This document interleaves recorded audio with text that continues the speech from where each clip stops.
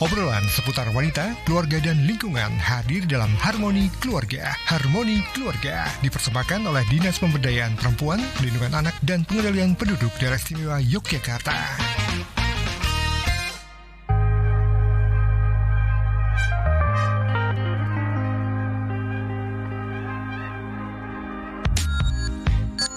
Dari Jalan M Sangaji 41 Yogyakarta, 101,3 Star FM Inspiring Sound. Selamat siang Star Lovers. Kembali lagi bersama saya Widya Pradipta dalam program Harmoni Keluarga bersama DP3AP2 Dinas Pemberdayaan Perempuan, Perlindungan Anak dan juga Pengendalian Penduduk Daerah Istimewa Yogyakarta, Star Lovers.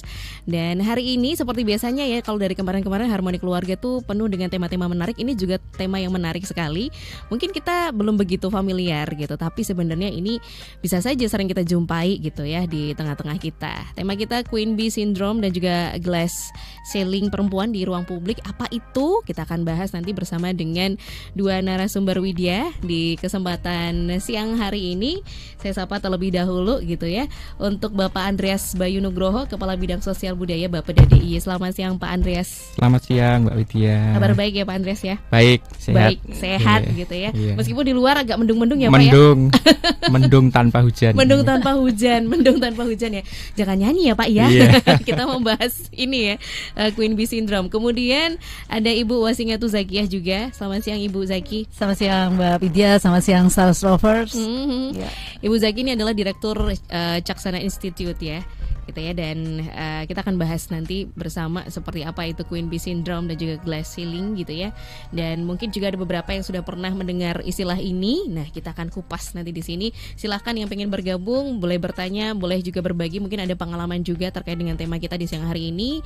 Boleh langsung sampaikan via WA di 0818621013 atau di Instagram kami @starjogjafm.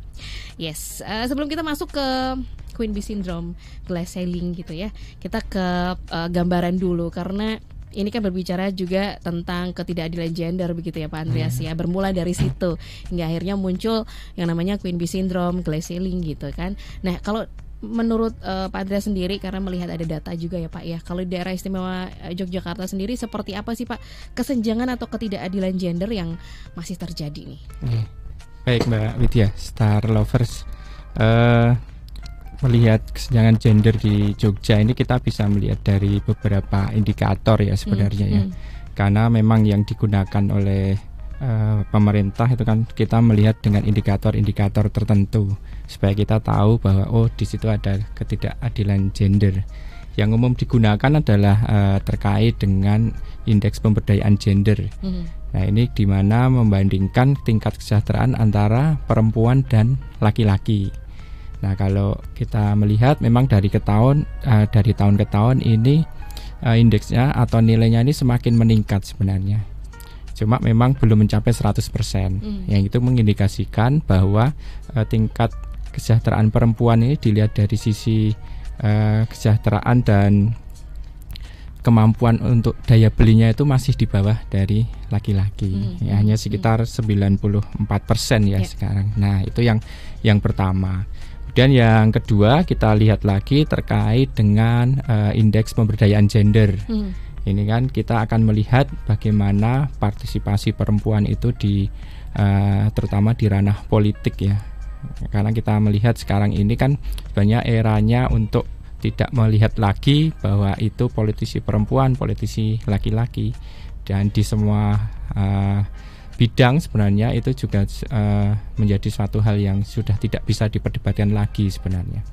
Cuma kita melihat memang di DIY ini cukup tinggi sebenarnya untuk partisipasi perempuan di ranah politik. Kalau kita lihat DIY ini sekarang ada 9 anggota legislatif yang perempuan dari 55 anggota. Sebenarnya itu cukup mewakili ya sekitar 17% dari populasi anggota dewan di situ. Nah, kemudian kita lihat lagi terkait dengan indeks ketimpangan gender. Ini menyangkut terhadap kesejahteraan perempuan dilihat dari hak akses mereka, terutama ketika mereka melahirkan. Ini apakah ditangani atau terjadi di dalam vaskes atau di luar vaskes. Kalau kita lihat ini saat ini sudah semua perempuan itu bisa melahirkan di dalam fasilitas kesehatan yang cukup baik. Nah, kemudian juga ada penurunan jumlah perempuan yang melahirkan di bawah usia 20 tahun. Nah, ini kan berarti edukasi terhadap pengurangan pernikahan dini ini juga sebenarnya cukup berhasil juga, sehingga rata-rata perempuan sudah banyak melahirkan di atas usia 20, yang itu sebenarnya usia yang cukup ideal bagi seorang perempuan untuk melahirkan dan menjadi seorang ibu, gitu Mbak Widya dan Oke. Ada beberapa indikasi yang sudah disampaikan gitu ya. Ini merujuk dari data yang ada di Bapeda sendiri begitu ya, tentang ketidakadilan gender. Sudah ada peningkatan. Apakah ini peningkatannya cukup signifikan nih Pak Andreas kalau melihat dari tahun ke tahun, atau yang penting ada progres gitu? Ada progres ya, karena memang semuanya butuh proses ya. Proses untuk bagaimana kesetaraan itu bisa benar-benar terjadi ya. Karena kita tidak bisa lepas dari yang namanya budaya patriarki. Itu kan sangat melekat ya, terutama di kalangan masyarakat. Kemudian juga akses terhadap tidak hanya perempuan ya, tapi untuk mereka ya, kaum yang terpinggirkan ini yang juga mungkin memang masih perlu perbaikan juga di Jogja ini terutama. Tapi sejauh ini memang komitmen untuk bagaimana kesetaraan itu bisa terjadi itu sudah semakin membaik, walaupun mungkin progresnya ya tidak signifikan ya, tapi setiap tahun pasti ada peningkatan. Ya, setidaknya ada progres gitu ya, yang patut diapresiasi ya. Termasuk juga mungkin budaya patriarki yang masih melekat dalam lingkungan kita, masyarakat kita. Dan apakah ini juga jadi pemicu utama nih Pak ketidakadilan gender? Salah satu pemicu utamanya itu karena melihat bahwa yang menjadi yang berperan di situ adalah laki-laki. Kemudian mereka yang memang berasal dari kaum yang memang istilahnya kalau dulu kita melihat orang-orang pinggiran gitu yang tidak boleh mengakses, tapi hanya untuk milik-milik mereka yang mempunyai atau yang dekat dengan kekuasaan misalnya seperti itu. Tapi sebenarnya kan itu sudah tidak lagi menjadi bukan sesuatu yang harus kita pertahankan seperti itu, karena memang saat ini hak akses atau hak itu memang layak dimiliki oleh setiap orang. Betul. Karena itu menyangkut hak asasi juga ya, gitu. Oke, hak atau akses baik itu bekerja ataupun di ruang publik itu dimiliki semua orang, tidak hanya perempuan saja, tidak hanya laki-laki saja. Nah, ini dia yang akhirnya kita kaitkan dengan Queen Bee Syndrome ini sendiri gitu. Yang kita tahu ini ada di ranah publik. Biasanya di tempat bekerja begitu ya, Bu Zaki ya. Tapi mungkin bisa disampaikan terlebih dahulu untuk kita yang belum begitu paham tentang istilah ini. Sebenarnya apa sih itu Queen Bee Syndrome nih Bu Zaki? Queen Bee Syndrome atau glass ceiling dulu? Glass ceiling dulu kali ya. Boleh, pas ya. Boleh yang mana dulu? Glass ceiling juga boleh. Jadi ini glass ceiling itu semacam efek langit-langit kaca. Jadi ada batasan gitu bagi kita untuk, atau bagi perempuan untuk dia bisa berkarir. Nah, ini tadi yang batasan-batasan itu biasanya ada batasan lingkungan ya. Kok wong wedok kok gitu kan bahasannya. Wong wedok kok karirnya wong wedok kok berkarir. Sudah di rumah saja. Jadi secara kultural sendiri Jawa itu gitu kan menempatkan perempuan lebih pantas berada di dunia domestik. Pada akhirnya batasan-batasan itu yang menyebabkan perempuan pada akhirnya tidak mau keluar dari gelas yang sudah mengungkungnya. Dan akhirnya dari situlah istilah glass ceiling itu kemudian muncul. Nah, tidak hanya soal lingkungan. Nah, kita melihat efek langit-langit kaca itu pada akhirnya itu juga berasal dari dorongan sendiri ya. Jadi pada akhirnya ngapain sih saya ngapain perempuan sekolah tinggi-tinggi, toh nanti di sumur kasur dapur gitu. Ngapain kemudian saya harus mencapai itu, toh nanti gitu kan. Kalau saya berkeluarga, suami saya yang akan mencukupi. Nah, bayangan-bayangan seperti itu sejak kecil karena terinsert ke dalam pikiran, pada akhirnya dia perempuan itu sendiri yang kemudian membatasi dirinya atau punya pikiran saya tidak perlu kok mencapai itu. Jadi hal-hal seperti ini yang saya kira membuat nampaknya memang kita penting untuk menerobos hal-hal itu sehingga itu tidak akan terjadi lagi. Maka memberikan contoh baik seperti perempuan yang berada di ranah kebijakan, perempuan yang jadi pemimpin, perempuan yang berada menjadi anggota dewan, itu adalah perempuan-perempuan luar biasa yang mampu membagi waktu, menyeimbangkan waktu, kemudian dia perempuan yang bisa menginspirasi semesta, menginspirasi lebih banyak orang. Itu nampaknya jadi penting. Dan ini yang sejak kecil memang mesti diberikan kepada anak-anak kita. Jadi saya dulu, misalnya saya cerita saya sendiri ya, saya sedikit cerita nih. Saya dulu ketua senat mahasiswa, saya SMP-nya ketua OSIS dulu. Tapi itu saya berpikir bahwa keberanian saya untuk mencalonkan diri dan nggak takut kalah gitu kan, nggak usah khawatir. Jadi yang kalah itu bukan berarti dia berada di bawah gitu kan. Tapi pada saat itu menang, dan akhirnya setelah pemilihan menang, dan akhirnya jadilah ketua OSIS. Dan itu yang kemudian menerobos hal-hal yang selama ini berada di pikiran saya. Istilahnya gini, wong deso yang selama ini nggak pernah mengenal itu kan, ya sudah mengenalnya ya kehidupan perempuan yang banyak berada di dapur. Tapi saya beruntung karena orang tua saya perawat ya, jadi ibu saya memang sudah keluar rumah itu sudah hal yang biasa. Nah dari sana kemudian sampai ke sini gitu, bagi saya bersaing ke ketua senat mahasiswa itu bukan hal yang ini lagi gitu, itu sudah hal yang biasa. Dan capaian-capaian itu sebenarnya mampu kok diraih oleh perempuan. Tetapi satu hal, kita harus berani memecah kaca yang itu ada di dalam pikiran kita, yang itu berada di dalam pikiran lingkungan kita, dan dari situlah kemudian harapannya indeks tadi gender empowerment tadi di DIY itu akan bisa selesai. Nah ini kayaknya PR terbesar deh Pak, supaya nggak berhenti di 17% tadi, supaya 30% itu bisa terlampaui. Itu saya kira yang kenapa ini harus ditembus ya. Jadi memang butuh figur, butuh inspirasi ya Bu Zaki ya, supaya ini mengajak perempuan yang lain terinspirasi untuk yuk bisa kok kita gitu kan ya. Nah apa jadinya kalau misalnya perempuan ini pengen memecah kaca itu gitu, tapi ternyata lingkungannya tidak mensupport itu Bu Zaki. Ya, ini kan kalau lingkungan nggak support itu menjadikan perempuan nggak percaya diri. Dia produktivitas menurun. Saya begini saja, saya untuk menginspirasi orang lain kayaknya bukan tugas saya gitu. Nah maka bagi saya itu penting untuk kita semua baca sejarah deh. Para pemimpin masa lalu di Indonesia gitu, kita melihat seorang Kartini, kita penting untuk melihat bagaimana Kartini pada saat itu misalnya pengen banget belajar, pada saat itu pengen banget belajar baca Quran Pak. Tapi Kartini itu Pak Andreas, jadi itu nggak mampu karena nggak pernah dia sekolah. Tapi pada saat itu dia kemudian bertemu dengan salah satu kiai. Bisa nggak ini diterjemahkan? Dan itulah pertama kali Quran diterjemahkan dalam bahasa Jawa. Dan itu bisa, akhirnya orang-orang bisa mengakses. Akses itu harus dibuka supaya dia lebih percaya diri, sehingga dia bisa baca, sehingga tahu namanya habis terbitlah terang itu adalah sesuatu yang memang berasal dari Quran gitu. Itu satu contoh. Yang lain misalnya ada Christina Marta Tiahahu, ada Cut Nyak-Din, itu harus diinsert terus menerus ke pelajaran. Jangan sampai pelajaran sejarah itu hilang begitu saja.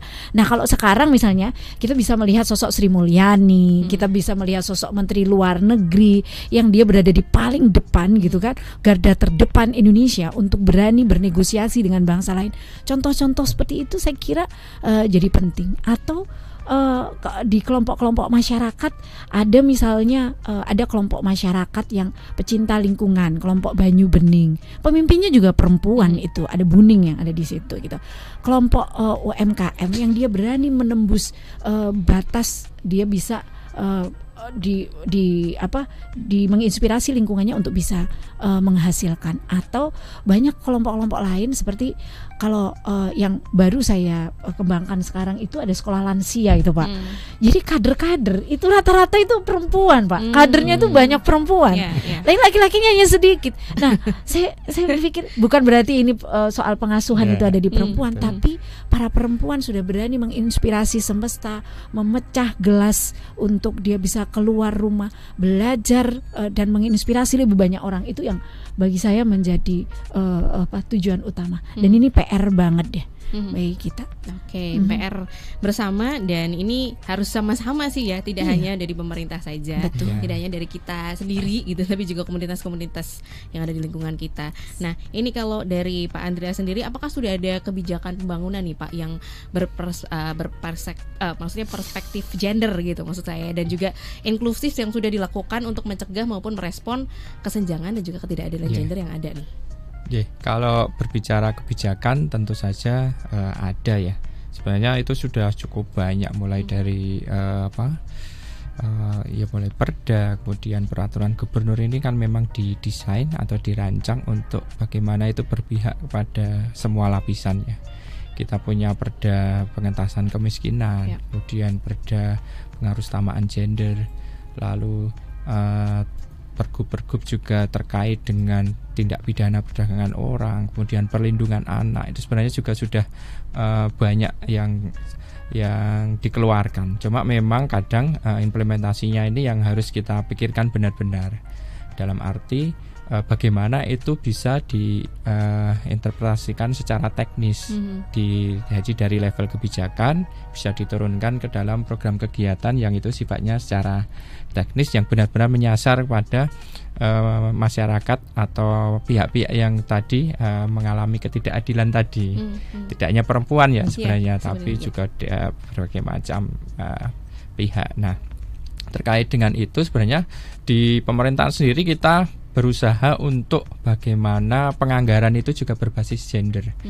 Saat ini ada sekitar 33% APBD itu sudah kita proyeksikan ini masuk dalam pengaruh utamaan gender. Sebenarnya itu juga sudah cukup banyak juga ya. Kemudian terkait dengan upaya-upaya secara teknis tadi dari kebijakan, kemudian kita terjemahkan secara teknis, ini kita banyak berusaha meningkatkan kesejahteraan baik itu perempuan, terutama di mereka yang ada di desa-desa melalui desa Prima. Ini salah satu program yang ada di Pemda DIY, bagaimana meningkatkan kesejahteraan perempuan, terutama di mereka yang ada di desa-desa. Kemudian juga ada berbagai pelatihan yang itu juga menyasar pada perempuan. Nah, kemudian terkait dengan sarana prasarana sendiri, kita di pemerintahan juga memiliki sarana-sarana pendukung bagi perempuan agar mereka nyaman bekerja. Dalam arti perempuan kan pasti punya mereka harus tetap memperhatikan anak selama bekerja. Nah, di Kepatihan sendiri kita punya Among Putro. Ini untuk mereka atau pekerja yang memang memiliki anak, sehingga mereka yang bekerja bisa menitipkan atau mensekolahkan anaknya di situ, dan itu dikelola oleh pemerintah juga ya. Nanti setelah pulang mereka bisa menjemput untuk kembali ke rumah. Tapi ini bukan hanya untuk pekerja perempuan ya, tapi juga untuk pekerja laki-laki. Untuk laki-laki juga. Jadi ya karena pengasuhan ada di laki-laki dan perempuan, Pak. Iya, betul. Yeah. Jadi tidak hanya pekerja perempuan, pekerja laki-laki juga, yang intinya membuat para pekerja itu merasa nyaman ya, terutama di lingkungan ASN sendiri. Jadi bekerja tidak usah memikirkan bagaimana menjemput anak di siang hari, mungkin seperti itu. Tapi nanti cukup di sore hari sekalian pulang bersama-sama dengan anak istrinya kalau yang dua-duanya bekerja, seperti itu. Kemudian di beberapa OPD kita juga punya ruang bermain anak, terutama OPD-OPD yang memang fungsinya untuk layanan ya. Seperti di DPAD kita punya ruang baca dan juga taman bermain dan ruang-ruang publik yang itu memang bisa digunakan dari berbagai lapisan, mulai dari anak-anak, remaja hingga dewasa, untuk bagaimana mereka menikmati layanan yang ada di situ. Kemudian, pojok laktasi juga punya ya? Pojok laktasi ada, di setiap kantor ada. Di setiap kantor kita punya ruang laktasi sendiri. Kemudian akses untuk kaum difabel itu juga ada untuk lansia. Kemudian kita sediakan juga kamar mandi atau toilet yang memang khusus untuk mereka yang aksesnya terbatas seperti itu. Kemudian juga terkait dengan mungkin beasiswa untuk mereka yang putus sekolah yang berasal dari keluarga kurang mampu, itu juga kami sediakan. Nah, ini sebenarnya beberapa terjemahan dari kebijakan-kebijakan tadi yang kita terjemahkan dalam program kegiatan yang ada di Pemda DIY gitu. Oke, ini ada support dari Pemda DIY sendiri nih. Bu Zaki melihat ini bagaimana nih Bu Zaki? Ya, itu saya kira langkah positif ya untuk bisa support perempuan. Jadi kalau melihat bahasan kita tentang glass ceiling gitu, jadi upaya untuk menembus batasan kaca itu tadi tidak hanya dilakukan oleh perempuan sendiri dari diri sendiri, tidak hanya dilakukan oleh lingkungan di luar, tetapi lingkungan kerja itu pun suportif untuk itu. Dan itu yang sebenarnya memang diharapkan. Orang bisa kalau dulu kan mau laktasi itu harus sembunyi-sembunyi gitu. Sekarang kan nggak perlu. Nyari ruangan yang nyaman. Sekarang kalau misalnya di layanan publik dulu nggak boleh bawa anak, gimana nanti anaknya nangis, merengek-rengek, tantrum dan lain-lain, ditaruh di mana? Sekarang sudah ada pojok. Itu saya kira dukungan-dukungan seperti itu justru yang diperlukan untuk supaya perempuan di layanan publik juga dia bisa bergerak, dia bisa keluar rumah secara baik. Belum lagi dukungan-dukungan di luar rumah, misalnya ada lampu di lampu-lampu di jalan, sehingga perempuan ketika dia bekerja malam pulang dia akan merasa aman. Kemudian belum lagi kalau ada CCTV di tempat-tempat umum gitu. Itu saya kira dukungan-dukungan seperti itu yang jadi penting supaya nyun sewu ini kasus begal payudara, begitu kan banyak terjadi di mana-mana. Memberikan rasa aman kepada perempuan untuk dia bisa beraktivitas di ruang publik itu adalah bagian yang memang harusnya dilakukan oleh pemerintah. Negara memang harus menjamin ke sana sehingga yang namanya glass ceiling tadi benar-benar bisa kita pecahkan sama-sama, nggak hanya oleh perempuan. Itu saya kira kalau kita bahasanya tentang glass ceiling tadi. Kemudian ada tambahan lagi mungkin? Ya, kemudian kalau kita lalu apa yang juga penting di sini yang kita lakukan. Jadi kalau tadi bahasanya tentang glass ceiling dan Queen Bee Syndrome, nah apa sih bedanya? Kalau Queen Bee Syndrome itu kan ini kayak ratu lebah itu loh Pak. Ratu lebah itu nggak mau diduakan. Saya maunya satu-satunya nih. Siapa di sini yang nggak mau diduakan ya? Kita juga semua nggak mau diduakan gitu kan. Nah, Queen Bee Syndrome ini lebih pada sindrom ratu lebah pada saat dia berada di ruang publik. Jadi kalau berada di ruang publik perempuannya ini penting untuk mendapat dukungan dari perempuan lain juga. Jadi jangan sampai salah sendiri, baru hamil, ini hamil lagi gitu misalnya. Justru itu dari kalangan perempuan yang mengatakan itu dukungannya jadi double ya. Nggak enak gitu kan. Salah sendiri, kenapa misalnya ada kekerasan terhadap perempuan, salah sendiri itu ganjen, salah sendiri Anda ini bersoleknya terlalu ini, salah sendiri bajumu begitu. Dan itu kalau dikatakan oleh perempuan maka dia benar-benar nggak support deh sama perempuan. Maka dari sini woman support woman salah satunya menjadi hal penting. Di lingkungan kerjanya memang harus begitu, di luar lingkungan kerja harus begitu, dan yang paling penting adalah bagaimana perempuan bisa mensupport atau bergandeng tangan dengan perempuan yang lain untuk sama-sama maju. Jadi kalau misalnya dia berkarir, maka perempuan yang lain juga ditingkatkan kapasitasnya. Nah, saya kira ini yang jadi penting ya saat ini, sehingga sindrom ratu lebah itu semoga bisa kita kikis. Ya, makin banyak perempuan yang maju dan makin banyak kita bisa bergandeng tangan dengan sesama perempuan, itu makin menguatkan posisi perempuan itu di semua ranah kehidupan. Saya kira gitu kok jadi ini ya, makin tenang kita. Betul gitu ya. Ternyata menarik karena sampai ke woman support woman gitu. Padahal ini sangat penting. Cuman sekarang sepertinya sudah mulai karena ngerasa ada saingan begitu ya Bu Zakia. Nanti kita akan bahas lebih lanjut lagi gitu ya, Star Lovers ya. Silakan yang ingin bertanya di 0818621013 atau di kolom komentar Instagram kita Star Jogja FM. Karena kita harusnya support sesama perempuan supaya lebih bersinar nih. Sama seperti lagu berikut ini salah satu lagu yang di request sama Bu Zaki tadi ya. Sinaran ini spesial untuk semuanya yang ingin bersinar gitu. Star Lovers, Anda masih bersama kami dalam Harmoni Keluarga bersama dengan Dinas Pemberdayaan Perempuan, Perlindungan Anak dan juga Pengendalian Penduduk Daerah Istimewa Yogyakarta dengan tema di siang hari ini Queen Bee Syndrome dan juga glass ceiling perempuan di ruang publik. Tadi sudah disampaikan juga oleh Bu Zaki dan juga Pak Andreas di sini. Pak Andreas mewakili Bapeda DIY, kemudian ada Bu Zaki ini adalah Direktur Caksana Institute Star Lovers, bahwa sebenarnya untuk memecah gelas kaca tadi ya gitu ya, kaca-kaca tadi itu kita perlu support tidak hanya dari lingkungan tapi sesama perempuan itu sendiri. Tetapi pada akhirnya kenyataannya nih, ini seperti pertanyaan juga dari Mbak Dewi ini menarik gitu. Woman support woman tuh masih ada po Bu, karena setahu saya di dunia kerja itu malah jadi persaingan. Karena biasanya yang ingin disayangi itu mungkin takut apa gimana gitu, jadi malah nggak disupport sesama perempuan. Ini gimana tanggapannya Ibu? Nah ini PR betul ya. Ini sesuatu yang saya kira secara psikologis harus kita pecahkan dalam pikiran kita. Kita melihat perempuan ini tidak melihat sebagai individu-individu yang berdiri sendiri, tetapi justru individu yang memiliki kesamaan, kesamaan persoalan, kesamaan problem, baik karena secara fisik kita sama, punya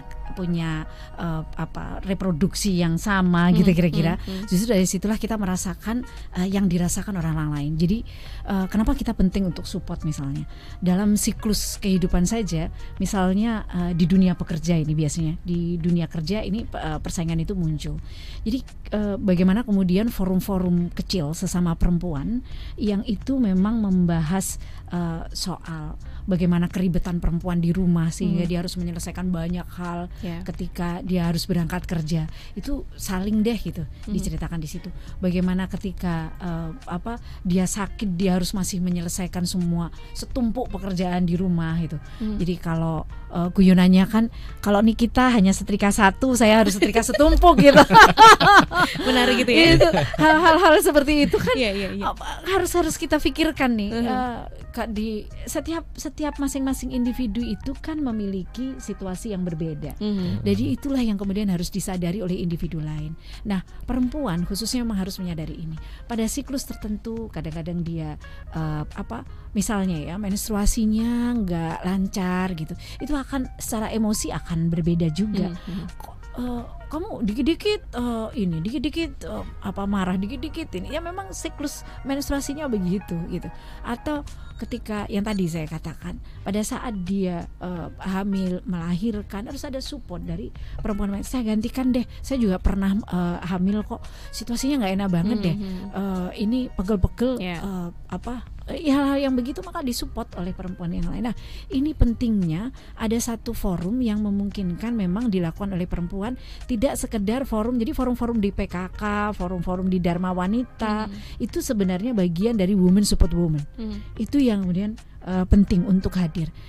Serikat pekerja di pabrik itu, yang serikat pekerja khusus perempuan itu juga penting, sehingga kita bisa saling mendengarkan apa yang menjadi keluhan perempuan di luar, sehingga pada saat di dalam dia akan makin produktif, karena kita bisa saling mengetahui bahwa dia adalah korban kekerasan, dia adalah sandwich generation misalnya, dia harus menyelesaikan seluruh kebutuhan di rumahnya, dia harus support adik-adiknya yang sedang sekolah dan lain-lain. Hal-hal seperti itu harus dipahami oleh perempuan dan perempuan lain. Dan lebih enak kan kalau kita cerita Pak Andreas. Jadi cerita soal aduh main saya nggak lancar ini, itu kan enaknya sama perempuan nih. Aduh ini saya kok hamil lagi nih, saya gitu-gitu. Enaknya kan ceritanya sama perempuan ini gimana nih enaknya. Yang begitu-begitu, aduh saya ada kekerasan ini di dalam rumah, saya harus menyelesaikan semua pekerjaan rumah. Enaknya kan ceritanya sesama perempuan nih. Jadi kita bisa saling supportnya di situ. Maka memang harus ada ruang di mana itu ada diciptakan oleh perempuan untuk bisa saling support. Nah ini kalau terjadi di perusahaan, di tempat kerja. Nah bagaimana kalau dalam hal politik? Nah ini yang kemudian penting untuk kita lihat sama-sama. Nah dalam hal politik ketika kemudian bersaing di ini misalnya teman-teman saya di KPPI, Kaukus Perempuan Politik Indonesia, kalau selama ini di Kaukus Perempuan Politik kita alhamdulillahnya ya ini jadi ada ruang di mana saling berbagi gitu. Jadi KPPI ini menjadi ruang berbagi untuk saya kemarin di sana sudah berusaha sedemikian rupa jungkir balik, tapi saya nggak dapat suara juga. Suara saya dicuri oleh yang lain. Yang begitu-begitu memang harus didengarkan. Harus ada orang yang menjadi pendengar, yang kita bisa saling berpelukan, dan kemudian kita membangun strategi, itu yang penting. Nah, ke depan strateginya mau seperti apa? Apakah masih seperti kemarin nih kita saling bersaing antar sama perempuan, sehingga kita ketika si perempuan itu sudah masuk di satu wilayah, kemudian perempuan lain juga masuk dan mematikan suara perempuan yang lain. Yang begitu memang KPPI kemudian harusnya memang bisa menjadi ruang yang memungkinkan untuk bisa saling mengatur untuk urusan itu. Dan kalau misalnya yang jadi dalam satu partai itu satu perempuan, akankah yang lain juga memberikan support ya? Oh enggak, saya nggak mau ngasih suara saya gitu, enak aja gitu kan, nggak begitu nih. Ini mesti kita pikirkan bahwa kita sedang bergandeng tangan untuk menyelesaikan persoalan yang lebih besar, dan ada persoalan perempuan, anak, lansia, disabilitas yang harus kita selesaikan. Masih banyak ketidakadilan gender yang ada di depan, kekerasan terhadap perempuan, kekerasan terhadap anak yang memang itu harus diselesaikan. Mari kita bergandeng tangan bersama. Nah, supportlah sesama perempuan untuk itu. Itu yang kemudian penting untuk kita perjuangkan. Ya, setidaknya berasal dari diri kita sendiri dulu ya, untuk sesama support perempuan nih, perempuan-perempuan Lovers yang lagi dengerin gitu ya. Jangan pelit-pelit untuk mendukung gitu ya sesama perempuan. Ini juga ada pertanyaan di 0818621013. Ada Bu Indri di sini. Kalau perempuan karirnya lebih baik dari pasangannya, tentu saja bahagia ketika disupport oleh pasangan dan keluarga. Tapi nyatanya dari pengalaman pribadi, saya malah disuruh resign ini Bu. Ini padahal memang ini baik ya untuk perekonomian keluarga. Ini bagaimana tanggapannya Bu? Ini tidak dapat support dari keluarga kalau ini ya. Pak Andreas support nggak nih? Oh support. Pak Andreas support. Oke. Selesai ya. Istri saya bekerja juga. Nah ini mungkin bisa jadi contoh ya. Gitu ya. Ya, jadi memang sejak kami menikah itu kan memang istri saya juga bekerja. Jadi tidak ada masalah nih dengan keterlibatan perempuan ini di dalam dunia kerja. Justru memang kadang yang membuat saya prihatin itu justru gini, kadang malah pihak perempuan itu tadi yang karena persaingan itu sudah sekarang ini sudah semakin keras ya. Jadi justru malah saling melemahkan tadi yang saya khawatirkan. Justru harusnya kan dari sama-sama perempuan juga saling support. Justru perempuan yang paling mengerti terhadap perempuan lainnya. Nah, disitulah hadir keluarga juga perlu. Jadi memang pasangan itu menjadi supporter yang paling dibutuhkan ya dari seorang istri atau ibu. Jangan sampai sudah dibebani seorang perempuan sudah membantu untuk mencari nafkah, justru di rumah juga harus disibukkan dengan seluruh pekerjaan. Sementara kita sebagai laki-laki tidak memberi tidak berkontribusi. Nah, itu yang cara pandang seperti itu juga harus kita rubah ya. Jadi tanggung jawab dari laki-laki dan perempuan itu sebenarnya sama, terutama di rumah tangga ya. Ini kalau pasangannya Pak Andreas ya. Iya, kalau Pak Andreas bukan Pak Andreas gimana nih? Pak Andreas makin seneng ini kayaknya. Oh iya silahkan istriku bekerja saja. Dengan begitu 20.000 kata ini nggak akan muncul di rumah. Betul ya. Ini kalau pasangannya ini punya pemikiran seperti Pak Andreas, tapi kalau misalnya tidak seperti itu, malah merasa waduh kok kamu lebih tinggi karirnya dari aku berasa kayak nggak jadi laki-laki sejati, nggak laki-laki seutuhnya. Ini bagaimana nih Bu Zaki? Ini star lovers khusus ini. Jadi tips, saya advokat dan saya mengurusi beberapa kasus untuk kekerasan terhadap perempuan, kekerasan dalam rumah tangga, dan semuanya nampaknya memang salah satunya, ini salah satu ya, enggak ini salah satunya berasal dari satu pemahaman yang berbeda sejak awal. Jadi diskusi yang panjang, saling memahami itu penting untuk melihat apakah kemudian si laki-laki juga memahami bahwa perempuan penting untuk berada di posisi tertentu. Kalau dia kemudian memiliki kemampuan dan kemudian dia bisa, ya silakan saja gitu. Dan ini memang harus dipahami oleh laki-laki. Kalau situasi yang patriarkal yang selama ini dihadapi orang Jawa ya namanya ya, laki-laki lebih unggul, di luar rumah harus unggul, di mana-mana harus unggul gitu, dan pada titik tertentu seorang perempuan yang dia sebenarnya memiliki kapasitas lebih kemudian dimatikan keunggulannya itu justru kemudian sebenarnya merugikan ya Pak Andreas ya. Betul. Kita itu hidup ada sesuatu yang memang harus independen. Nah, memberikan kesempatan kepada perempuan untuk dia memampukan diri, untuk dia berada di lebih, sebenarnya ini juga menguntungkan laki-laki pada saat dimana laki-laki tidak mampu bekerja, entah itu ada sesuatu ya, semoga ini tidak terjadi, entah itu sakit, kecelakaan, atau kemudian dia tidak mampu lagi untuk melaksanakan tugasnya, maka perempuan itu bisa langsung menggantikan. Itu hal yang penting. Yang kedua, yang penting juga kita mesti punya bacaan yang sama ini. Saya selalu ke sana. Jadi saya sama suami itu punya bacaan yang sama. Kami punya bacaan tentang karena saya Muslim ya, saya punya bacaan tentang Rasulullah gitu ya. Bagaimana seorang Rasulullah itu sangat support pada Khadijah. Khadijah itu orang yang kaya banget. Gimana? Dia independent woman gitu kira-kira. Dia punya kekayaan yang sedemikian rupa. Dia pedagang yang sangat kaya, dan kemudian menikahlah itu. Nah, dari sana kemudian dia tetap berdagang, dan itu mampu dilakukan bersama-sama. Bayangkan, ini tidak canggung-canggung. Tapi seorang Muhammad ini kan dia tidak sekaya pasangannya, dia tidak modal dan lain-lain, dia tidak sekuat pasangannya, tapi dia kemudian mampu memberikan penghargaan kepada pasangannya, dan dia tetap setia pada satu pasangan itu ya sampai pasangannya nggak ada. Nah ini yang penting. nah sampai di sana saya kira salah satu penyebab kenapa tidak disupportnya perempuan adalah ada frekuensi yang nggak sama sejak awal. Maka mari Stars Lovers, mari para perempuan yang ada di sini dan para laki-laki, kita samakan frekuensi kita supaya kita sama-sama berada di pemahaman yang sama. Pun sebelum menikah maupun setelah menikah itu frekuensinya jadi tetap sama gitu kira-kira. Belajar untuk menyamakan frekuensi gitu ya, biar nggak seret gitu suaranya. Kalau di radio gitu ya istilahnya ya. Gitu tiba-tiba. Biar jernih suaranya gitu ya. Oke, ada pertanyaan juga, terima kasih dari Pak Wikan di Bantul. Ini cerita aja ya, istri saya ini kan lulusan perguruan tinggi. Nah, istri tetangga itu lulusan SMA, tapi yang lulusan SMA ini seolah kok underestimate istri saya. Ngopo wedok sekolah dur-dur, akhirnya di rumah juga nggak kerja. Padahal istri saya kan bisa ngajari anak saya tanpa harus bimbel.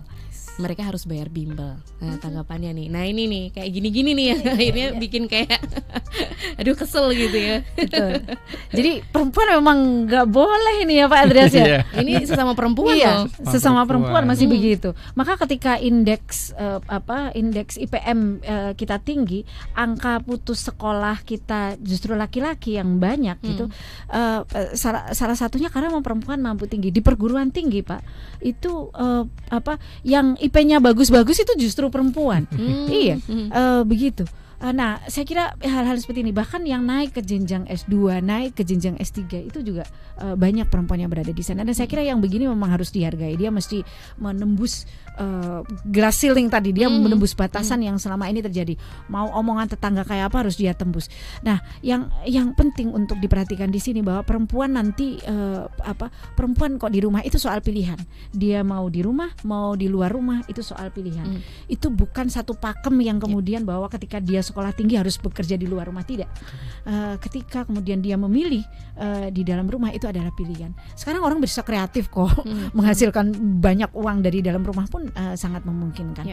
Atau dia kemudian berpikir saya memilih mendidik generasi ini berada di tangan saya sehingga betul tadi Pak Wikan nggak perlu bimbel, nggak perlu bayar ini orang yang ngajari math, ngajari English gitu. Ternyata si perempuannya mampu melakukan itu karena bisa jadi karena bahasa ibu dekat, jadi daily language-nya sudah, bahasa ibunya sudah in English misalnya, atau bahasa Jawa sekalian, betul apa-apa. Jadi hal-hal yang seperti ini itu adalah pilihan. Jadi mau A, B, C seperti apa rumah salah satunya ditentukan oleh ibu. Memang itu kalau kita mengenal al-ummu madrasatul ula, perempuan adalah pertama kali yang melupakan madrasah atau sekolah bagi anaknya, itu benar.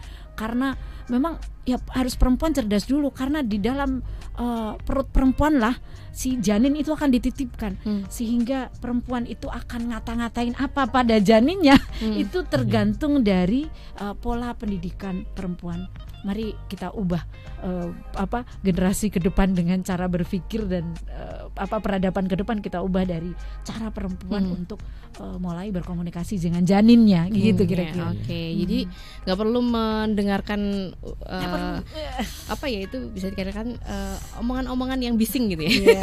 Gas aja gitu. Pak Andreas punya contoh juga gitu ya, di mana perempuan-perempuan ini sekarang menduduki jabatan-jabatan strategis ya Pak ya, di pemerintahan daerah ya.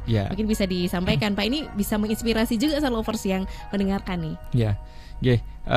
Star Lovers, jadi perlu diketahui juga bahwa di Pemda DIY ini bahwa sepertiga kepala OPD itu adalah perempuan. Wih, luar biasa loh ini ya. 3 tahun ini semakin dan justru mungkin kalau kita melihat kinerjanya juga tidak kalah dari yang laki-laki. Enggak kaleng-kaleng ya Pak. Enggak kaleng-kaleng, tidak hanya asal OPD, bahkan di OPD strategis itu juga beberapa perempuan mengisi ya.